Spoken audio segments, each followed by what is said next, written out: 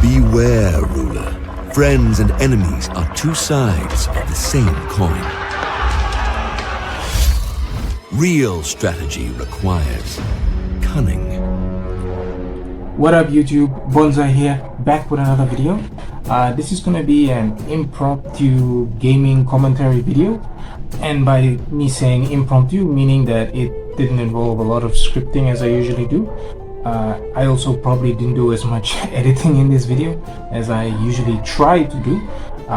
Not that I do that much because I'm kind of new to YouTube and editing in general, but anyway, I just felt like I wanted to get this video out as soon as possible, and so here it is, impromptu as it is. Anyway, for those of you who are new to me, I am a huge fan of the Crusader Kings franchise from Paradox Interactive. I've been playing these games for about 4 or 5, maybe 6 years now. I don't really know when I started, and I really enjoy the series so far, especially the newer Crusader Kings 3. Anyway, I just wanted to give my take on the announcements of the new DLC, Friends and Foes, from Paradox Interactive. For those of you CK3 fans who didn't hear about it, yes, there is a new DLC that came out, and it's sort of an event pack that specifically focuses on adding a lot of unique events that add flavor to the relationships that characters can develop in this game. Oh my fucking god. Are you kidding me? This thing is already out? Jesus Christ. You all have probably already had the DLC and have played it, and you're gonna know the answers to all of my stupid questions, so please feel free to go ahead and watch this video because I worked hard on it anyway, so that's why I'm releasing it anyway. But yeah, comment down below on my dumbass on the things I got right and wrong. Thanks a lot, guys. Now, disclaimer here, this is not meant to be an explainer video where I go over the actual content of the DLC. If you want to see someone do a video where they go through and explain all the details of the dev diary on this DLC, you can check out One Proud Barbarian's video. He did a really nice video on it, and it's actually the primary source that I saw in order to get my information.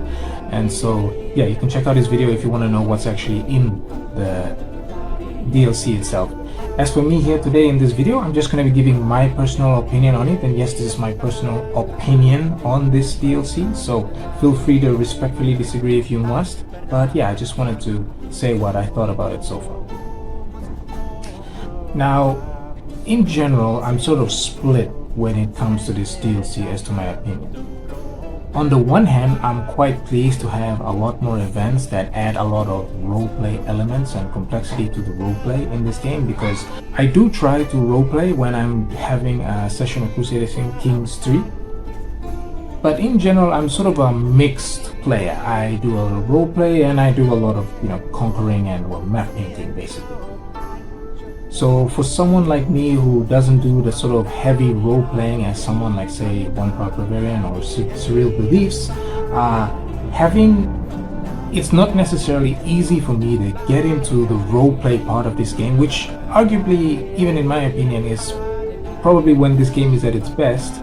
It's kind of hard for us to get into it unless there are some mechanical aids in the game that sort of push us to engage in the game in this way.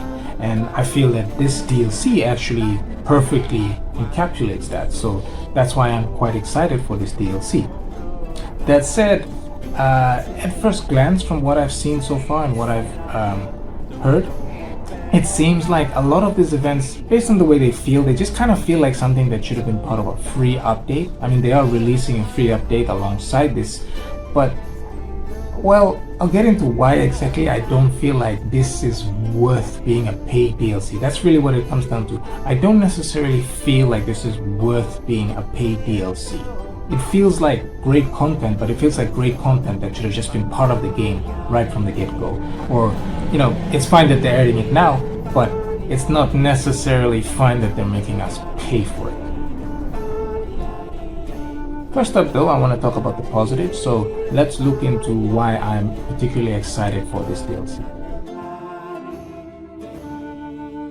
So as I was saying, I'm a mix between a role player and a map painter. However, because I'm a hybrid player, over time I can sort of lose track of things, and I'll eventually just go into like map painting, and the game kind of loses its luster as I progress further and further into a campaign. That said, especially the memory system that they've introduced in the free update is going to be like a big help, and it's going to definitely make me much more engaged in the game, especially considering the fact that memories are preserved not just for your character but for like your children's character. And I believe they said in the dev diary that the memories of characters that are likely to become player characters is actually more preserved, and so that is phenomenal. That means that as soon as you pick up a new character when your previous one dies, you have all of these memories that you get to look through, and it really is going to help someone like me who is sort of flip-flops between role-playing and map painting to like get back into the role-playing aspect. And the more I'm engaged in this game from a role-playing aspect, the more fun I'm going to have over a much longer period of time. And so definitely you can see the free update part, the memory system, is pretty freaking awesome right from the get-go, and so I'm really looking forward to engaging in that. Now, as for the paid Friends and Foe DLC, however, the aspect of it that I'm especially looking forward to is the new house feud system or mechanic. It's a minor mechanic, right? And I define minor mechanics as like mechanics that add a slight change to the game without fundamentally altering it in a way. Like, for example, the Iberian Peninsula struggle mechanic is a very, it's a mechanic that fundamentally alters the way the game is played, and so it's like a major mechanic. And then for this house feud system, I sort of find it to be a minor mechanic because it does change the way the AI behaves clearly, and it certainly does give some buffs and bonuses based on what we saw for your character should you be in a house feud or not.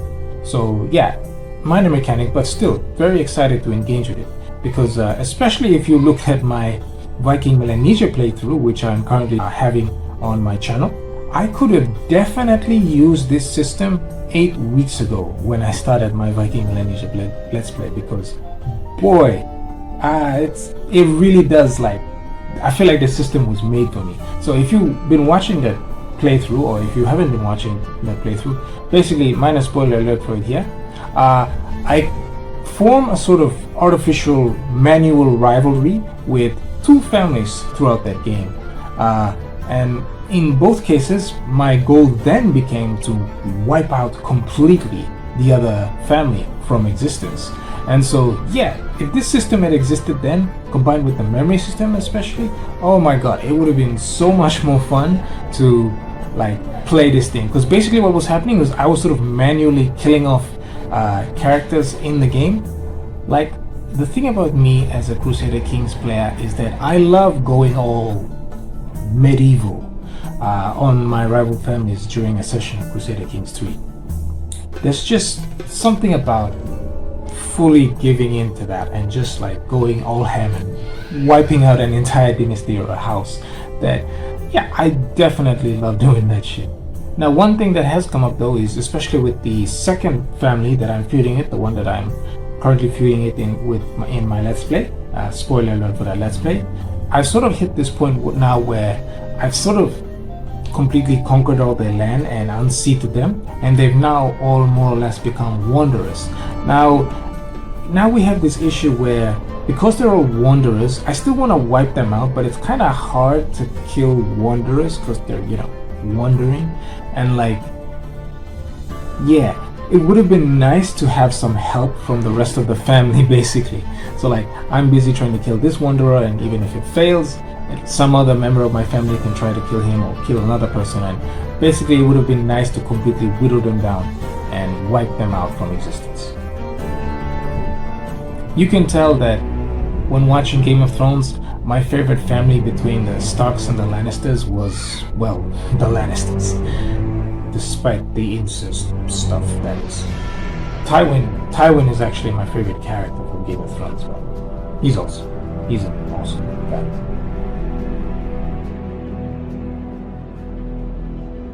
Anyway, let's move on now to talking about the minuses I feel towards this DLC. So funnily enough, whilst I am excited for the house feud system, it's also the thing that I have the most to criticize about when it comes to this DLC. So yeah, I mean, when it really comes down to it, I'm not I am part of that group of people that feel like event DLCs shouldn't necessarily be a thing. Although I do see one particular avenue by which an event DLC is fine. So if you have a regional event DLC, a DLC that adds a lot of content for a very specific region, like say the Northern Lords DLC, you know, it has the music, some unique characters or unique interactions or some unique things that people from that culture can do, like the Varangian adventurous concept and all of that. Like, I kind of get that. And to be honest, if those like unique event flavor packs they're called, that add a lot of events and stuff for a specific region, I can kind of buy that. But this feels like a general event pack that's meant to be played everywhere, and somehow I feel like that's not enough to qualify as a event pack. Like, there should be more to it. And specifically dealing with the feud system, I do feel that whilst it is a good starting concept, I wish they had gotten more into it and fully developed that system to like a logical conclusion. Because I feel like, you know, just having the modifiers and stuff, we obviously haven't seen the full DLC yet and what it can do. Maybe it is like the way I'm imagining it should be, and this video is just being released too early in advance, and you know, I'm gonna regret this like a week after I release it. But anyway, right now in my mind, how I feel like the feudal system should work, the family feud system should work, is that you should be able to have like, maybe not necessarily a whole new interface, but like a new tab under the intrigue screen that says, oh, family feud, and then it shows members of your house lined up, members of the enemy house lined up. It can give like a brief history of some of the interactions, like the memories system sort of thing, but on this separate tab. And these memories are specifically of members of your family doing bad things to members of their family. And you know, maybe murders can be known, like, well, I guess maybe the murders can be secret, but if the murders are found out, they'd be listed on this family tab, and it will sort of keep a record of all of the things that have been done from one family to the next, declaring wars, murder plots discovered or successful but then caught, stuff like that. Like, it would have been nice just to have something to keep track of the system, and you can kind of keep score. Yeah, I feel like they could have added a bit more to it, and maybe they have, and I just haven't seen it yet. At the time of this recording, I've only seen the first dev diary released about it, so maybe they've done a follow-up dev diary where they did go into it. So yeah, if this video is out of date, I apologize, but that's basically my main criticism of it, because I feel they didn't fully get into that system and didn't make it into a new mechanic of like, you know, basically I call it a minor mechanic. I feel like a paid DLC should include a major mechanic at least, right? At least one major mechanic or one big fundamental change to the game in order for it to be worth being a paid DLC. I feel like having this minor mechanic just isn't enough. So that's kind of my major criticism there. Okay, that said, the reasons why I'm not as negative about this is because I'm someone who's kind of an understanding person, and I can understand from a practical reason why Paradox has to make paid DLCs like this. You know, maybe they don't want to, but they kind of have to, because, you know, from a practical reason, they need to pay their employees. The world economy isn't necessarily in the best place right now. So I understand somewhat them making this a paid DLC thing from a practical standpoint, but I still think I have the right to vent about it, right? So that's why I'm doing this. You know, in a perfect world where the economy was great and Paradox was doing really well, I probably would be a lot more harder on them.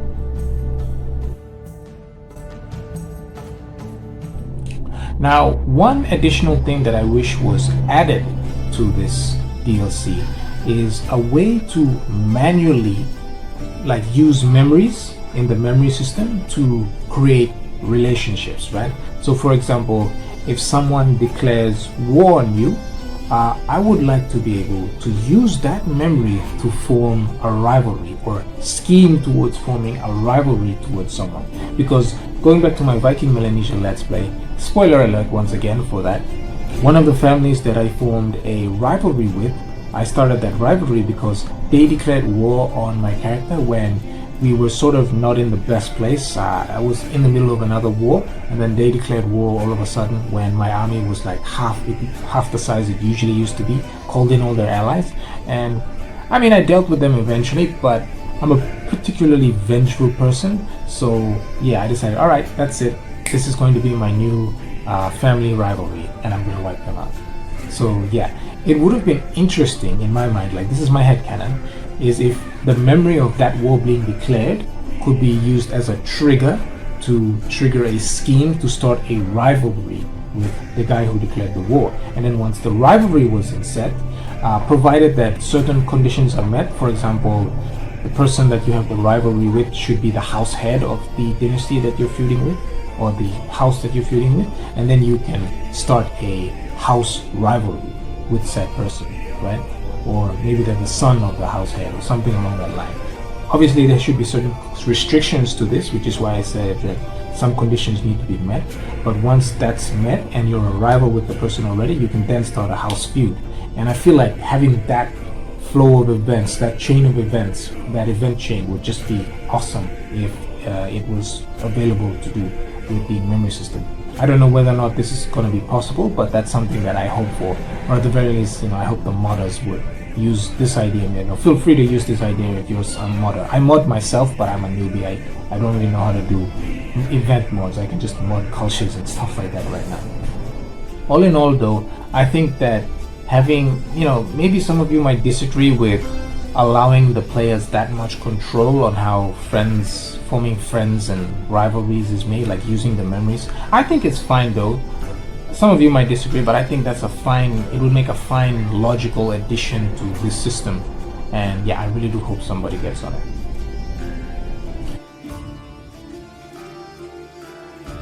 Okay guys, so those are my thoughts on the Friends and Foes DLC for Crusader Kings 3 that's coming out soon. If you agree or at the very least liked hearing my opinion on it, you can press the like button down below. If you disagree with me in any way, I would appreciate any feedback in the comment section down below. If you want to check out my other content, like for example my Crusader Kings Viking Melanesia Let's Play, I also do other gaming commentary and movie commentary videos, and sometimes I do videos on some more serious topics. So if you'd like to check out a random Melanesian's take on things, you can subscribe to my channel and check out my content. Anyway, with that, I'm going to end this video. This is Bonsai, signing out. Catch you all later.